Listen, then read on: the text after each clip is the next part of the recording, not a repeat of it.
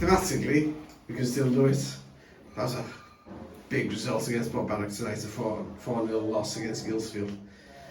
How do you sum that up over 90 minutes?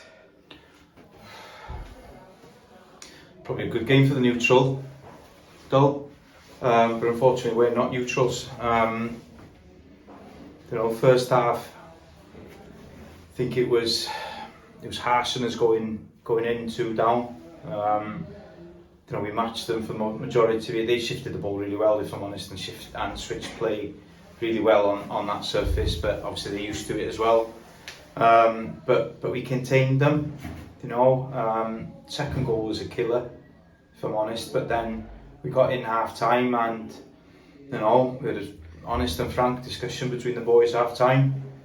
And to be fair, I thought played really well second half, but then I gifted them 2 easy goals, which is really disappointing. Within seconds, really, there from 2-0 and a chance, 4-0 and it's game set to match. At least we still kept going. I think you asked, was it last week? You asked if we giving up.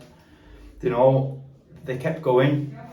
We brought some fresh legs on, but it's difficult to play, and you're relying on sometimes luck of the bounce on a surface like that, though. But also you've got to make sure that you make the right decisions on there as well. So there's 3 games left: Erbyn, Holywell and Chirk. What can we expect to get out of them? 9 points.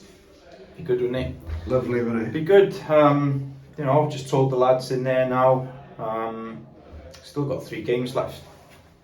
And individually they need to look at themselves and decide are they going to put it all in there.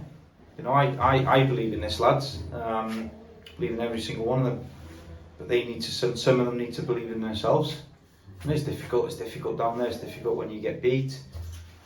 But next game's another game, so we've got to go again. Diolch yn fawr. Thank you very much. Thank you.